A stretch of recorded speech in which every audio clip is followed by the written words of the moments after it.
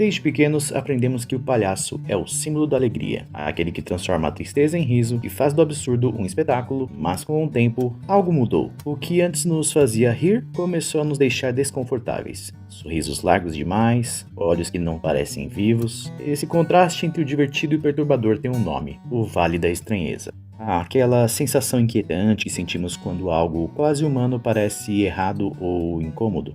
E foi nesse vale que alguns palhaços deixaram de ser apenas um símbolo de alegria e se tornaram tanto perturbadores quanto melancólicos. Bora conhecer alguns dos palhaços que mais marcaram o cinema nesses últimos tempos?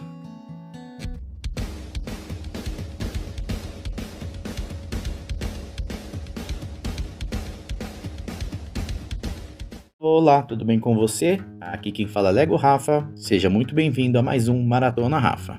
Te convido a já deixar esse like e se inscrever se você não for inscrito para mais conteúdos como esse.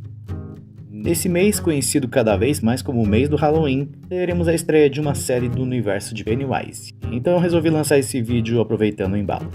Selecionei algumas obras dos palhaços que mais marcaram a cultura pop, de figuras trágicas a vilões insanos. Bora conhecer um pouco mais sobre esses queridos palhacinhos simpáticos que recheiam nosso cinema e geração?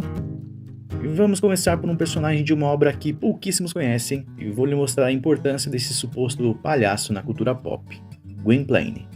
O Homem que Ri, de 1928, narra a trajetória de Gwynplaine, filho de um nobre inglês punido por traição ao rei James II, que, como sentença, o garoto tem um rosto desconfigurado para parecer que está sempre sorrindo. Similar, não é? Vagando pela neve, ele encontra a Deia, uma menina cega, e ambos são acolhidos por ursos. Não os animais. Mas trata-se de um filósofo errante que vive com seu lobo domesticado. Anos depois, Gwynplaine se apaixona por Deia, mas evita o casamento por se sentir indigno. Juntos vivem apresentações teatrais que exploram sua aparência marcante. O Homem que Ri trouxe ao cinema alemão uma grande importância. O filme é considerado um marco na estética expressionista do cinema mudo, com cenários distorcidos, iluminação dramática e atuação estilizada. Estética essa que influenciou diretamente o cinema de terror e suspense americano como Frankenstein e Drácula, ambos de 1931. Assim como influência narrativa e visual. Foi uma das primeiras obras a retratar um protagonista deformado, mas humano e empático, o que inspirou décadas de personagens monstros trágicos no cinema. Serviu de ideia para a base de beleza na monstruosidade, algo que seria repetido em obras como O Corcunda de Notre Dame, O Fantasma da Ópera e até Edward Mãos de Tesoura. E talvez o seu maior legado, a inspiração para o Coringa. O visual de Gwynplaine foi a principal inspiração para o design original do Coringa, vilão do Batman. O próprio Bob Kane, criador do personagem, confirmou que o Coringa foi baseado na aparência de Conrad Veidt no filme. Aquele sorriso congelado, o contraste entre o riso e a dor interior, e o caráter trágico e teatral influenciaram todas as versões posteriores do vilão, que vamos falar a seguir. Ou seja, sem o Homem que Ri, talvez o Coringa como conhecemos nem existisse. Segundo da lista, obviamente, já que mencionado anteriormente, Joker, o Coringa. Coringa surgiu pela primeira vez em quadrinhos da DC em 1940, mas foi eternizado no cinema e na TV principalmente por suas aparições em live actions por César Romero e Jack Nicholson. O Coringa não tem uma origem única definitiva, né? A versão mais clássica de origem, em Batman The Killing Joke de 1988, o mostra como um comediante fracassado que, após um acidente químico em uma fábrica de produtos químicos, se transformou no Coringa. Outras versões sugerem que ele existia como um criminoso antes ou que sua transformação aconteceu de formas diferentes, dependendo da mídia. Coringa já foi interpretado por diversos atores, sem contar as dublagens e desenhos como Mark Hamill e tudo mais. Mas para seguir uma ordem um pouco cronológica, mas nem tanto, vamos dessa forma. Primeiro, César Romero, na série de TV Batman de 1966 a 68, e o filme que foi lançado entre a primeira e segunda temporada. O ator recusou-se a raspar seu famoso bigode para interpretar o palhaço, cobrindo com uma tinta branca, o que deixou uma marca registrada no personagem, né? Como se tratava de uma série de aventura e comédia, nada foi estragado, quem viveu a época sabe, né? Segundo da lista, Jack Nicholson, de Batman de 1989. Apesar de alguns boatos rolarem principalmente hoje com a chegada da internet, Nicholson não chegou a ter problemas sérios como crises para interpretar o Coringa. O ator teria apenas exigido algumas condições relacionadas a maquiagens, horários, lucros do filme, e inclusive ganhou uma fortuna com um papel que foi intenso e que o deixava mentalmente exausto. Mas nada de colapsos mentais. Você me criou! Lembra? Terceiro da lista, Heath Ledger. Esse sim teve problemas sérios. Depois do sucesso de Batman Begins, as expectativas para o novo filme estavam excelentes. Nomes como Paul Bettany, Adrien Brody, Robbie Williams e até Steve Carell chegaram a ser mencionados por fãs no estúdio. Inclusive, a recepção foi até negativa devido a papéis de Heath como 10 Coisas que Eu Odeio em Você e O Segredo de Brokeback Mountain. Preconceito de fãs, né? Entretanto, o cara mergulhou tanto no papel que decidiu se trancar em um quarto de hotel por 6 meses escrevendo uma espécie de diário do Coringa com frases perturbadoras. O cara conseguiu deixar seu legado com uma interpretação impecável ao qual venceu o Oscar mesmo não estando mais vivo. Segundo seu laudo oficial, sua morte teria sido causada por intoxicação devido à mistura de medicamentos legalmente receitados, mas em quantidades perigosas. Após a morte de Heath Ledger, Jack Nicholson foi procurado por alguns jornalistas para comentar sobre o caso e a resposta dele foi um simples "eu o avisei". Em poucas palavras, ele queria dizer que interpretar um personagem como esse podia ser um tanto perturbador e perigoso. Inclusive, esse filme rendeu muitas cenas improvisadas por Heath Ledger, incluindo as histórias que ele contava sobre as cicatrizes. Acredito que a mais perturbadora é no momento da festa. Na hora que ele interage com Rachel, interpretada por Maggie Gyllenhaal, foi totalmente improvisada. Naquele momento em que ele agarra o rosto da atriz, ela demonstra estar totalmente desconfortável porque isso realmente não estava no roteiro, como eu afirmei. Então ela estava realmente muito assustada com aquela cena, mostrando o quanto aquele cara já estava doidão. O quarto da lista, Jared Leto. Em 2016, um dos filmes mais esperados do ano era Esquadrão Suicida. Entretanto, a recepção não foi muito boa e a interpretação de Jared Leto muito criticada. Mas particularmente eu tenho minhas ressalvas quanto ao seu papel, apesar de ser considerado por todos o pior Coringa. O primeiro ponto é que muitos sabem que a Warner Bros. Costuma dar uma estragada em alguns filmes, cortando cenas, buscando meios de atrair novos fãs para obras já prontas. Então sabemos que o filme sofreu muitos cortes, inclusive com cenas de Jared Leto. Segundo, que o filme também não é muito bom, né? Jared pra mim é um excelente ator, mas dá muito azar na escolha de seus filmes. Olha em Morbius, por exemplo, que porcaria.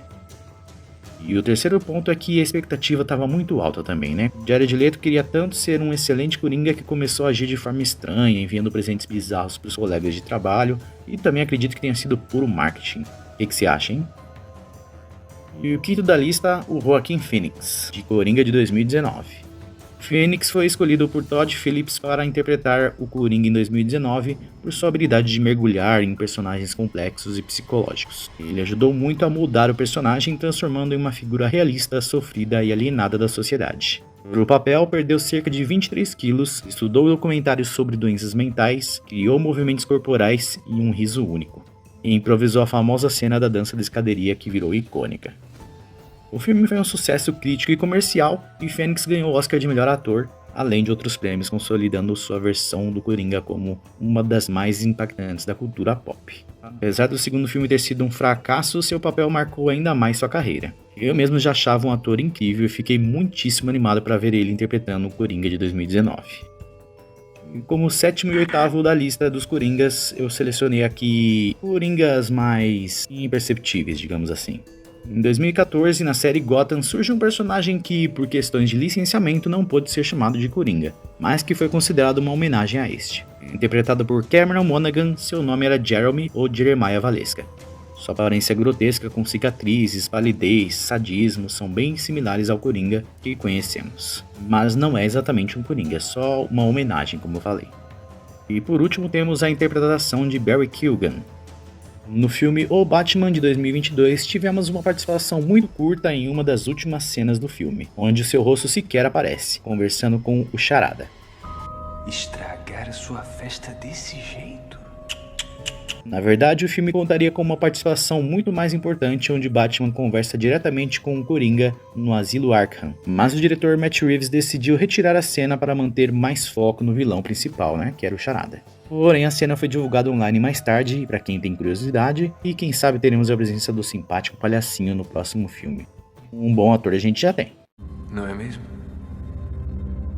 Terceiro da lista é Krusty, o palhaço, de Os Simpsons.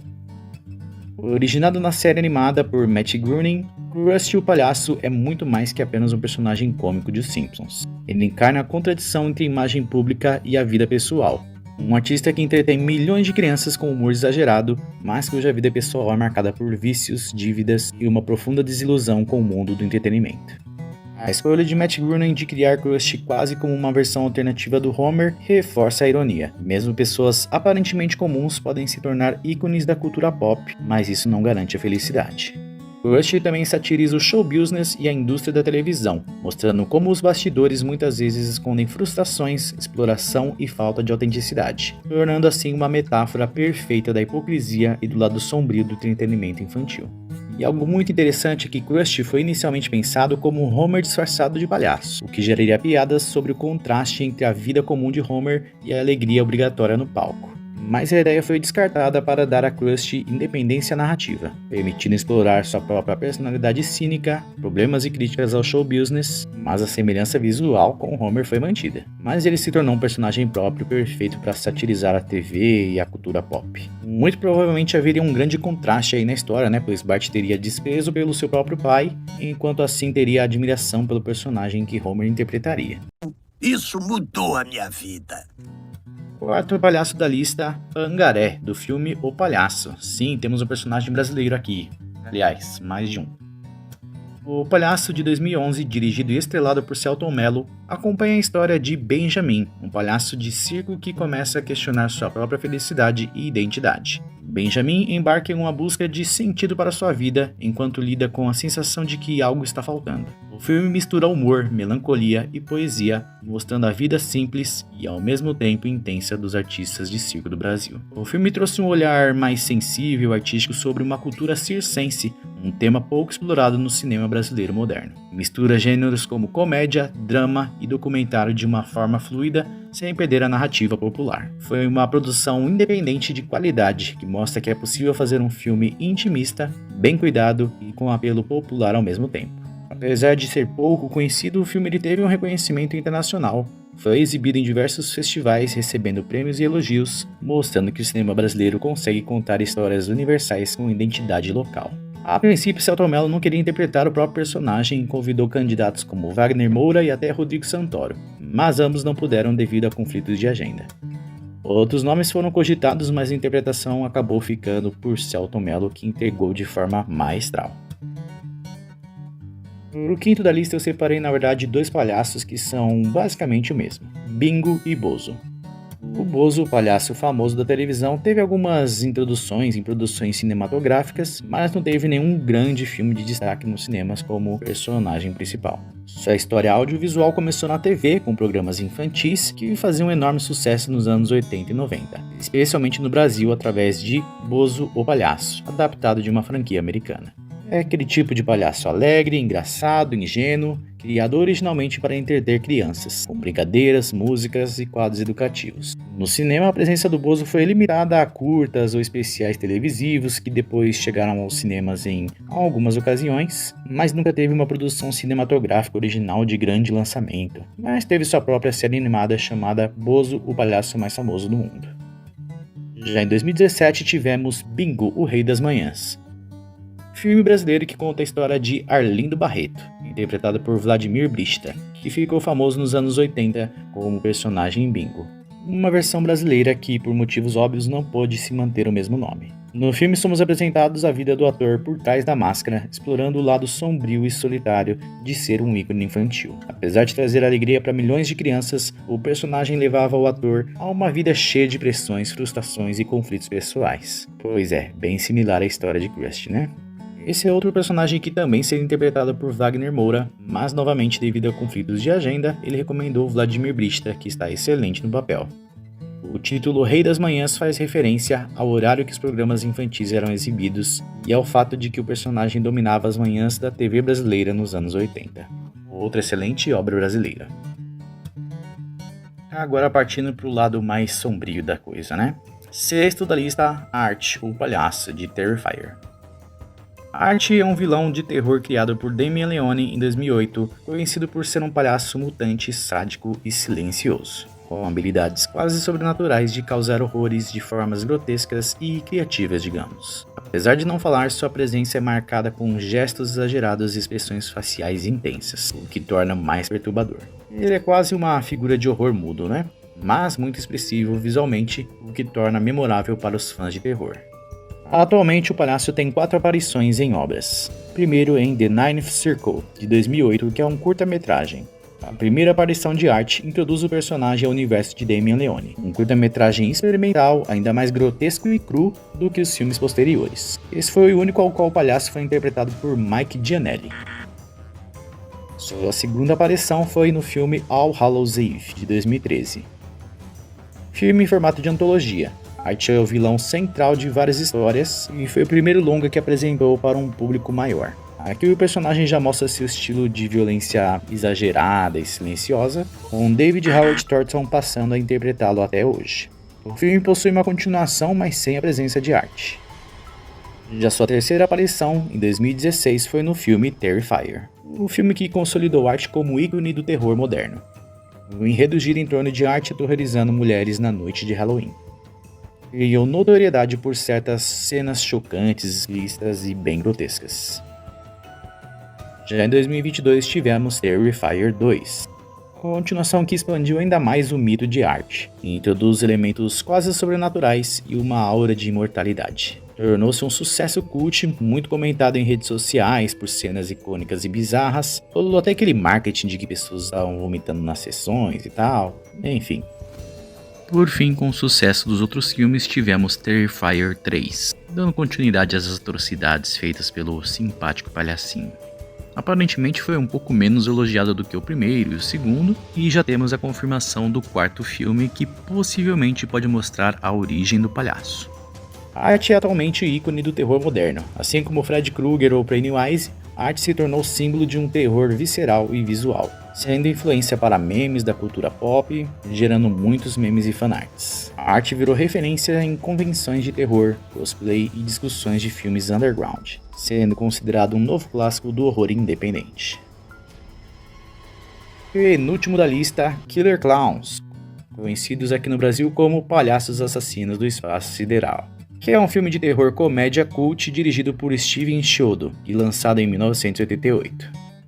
A trama gira em torno de alienígenas que se parecem com palhaços de circo que chegam à Terra em uma nave no formato de circo e começam a capturar pessoas para fazer experiências bizarras. Esses palhaços são uma mistura de humor e terror com armas e dispositivos que parecem saídos de um circo de pesadelo. Eles transformam suas vítimas em algodão doce ou usam objetos de circo grotescos para tirar suas vidas, criando um tom de horror cartunesco e exagerado, diferente do terror sério de personagens como Art the Clown e Pennywise. O filme é famoso pelo visual quiche e criativo, cheio de cores vibrantes, efeitos práticos e monstros bizarros pra lá de icônicos. Lançado nos cinemas como um híbrido de terror de comédia B, tem como foco os palhaços alienígenas atacando a pequena cidade americana. Um disco voador pousou nos Estados Unidos. Parece que é o único país onde os discos voadores pousam. Inclusive, algumas HQs e séries de quadrinhos foram até lançadas nos anos seguintes, que expandiram o universo dos Killer Clowns. Inclusive tá pra rolar aí um reboot, uma continuação, um remake, alguma coisa assim, mas nada confirmado ainda, mas seria divertido. E por último, mas não menos importante, Pennywise. Pennywise, o palhaço dançarino, foi trazido à vida numa minissérie chamada It, 1990, baseada no livro homônimo de Stephen King, um dos escritores mestres do terror. Interpretado por Tim Curry, ele se tornou imediatamente icônico por sua aparência aterrorizante e jeito perturbador, mesmo que o orçamento da produção fosse limitado e os efeitos especiais bem anos 90. Pennywise é na verdade uma entidade cósmica antiga que se alimenta do medo das crianças, aparecendo frequentemente como um palhaço para atrair suas vítimas. Ele atormenta a cidade de Derry, no Maine, e aparecendo a cada 27 anos para caçar novamente. A minissérie acompanha o Clube dos Perdedores, um grupo de crianças que se unem para enfrentar Pennywise e tentar derrotá-lo, e depois, já adultos, retornam a Derry para confrontá-lo novamente. Tim Curry inclusive precisou equilibrar muito o humor e terror, criando um palhaço simultaneamente carismático e assustador. Sua primeira aparição no filme chega a ser engraçada porque, embora saibamos que se trata do vilão, poxa, olha a simpatia do cara.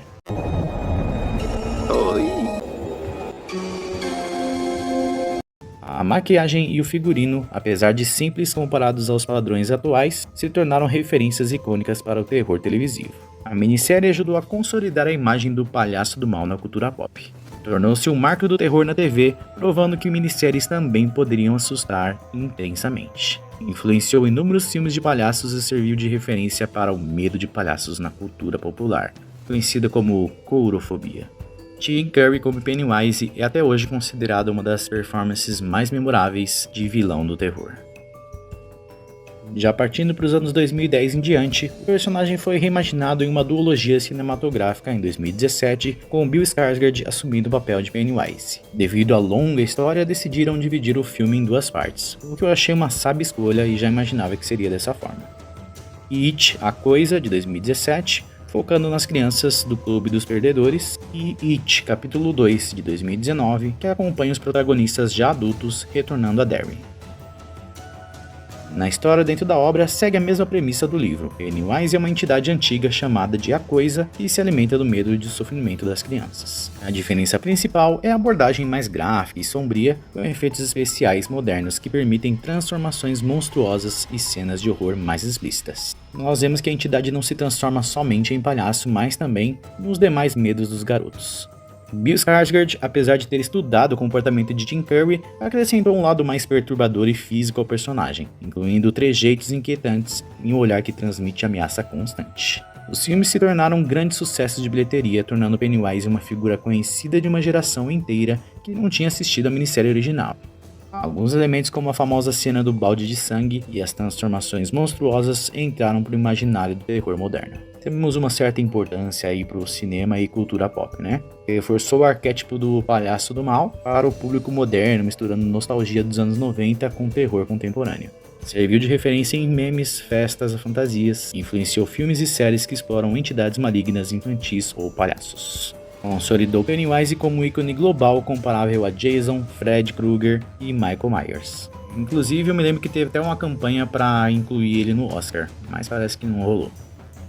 Bem, com o sucesso da duologia de Pennywise, agora teremos uma série a ser lançada ainda nesse mês, mais especificamente em 26 de outubro. It, Welcome to Derry é a série que serve como prequela dos filmes de It, A Coisa, dos anos 2010. Ambientada em 1962, a trama se concentra em eventos históricos e sociais que mudaram o mal na cidade de Derry.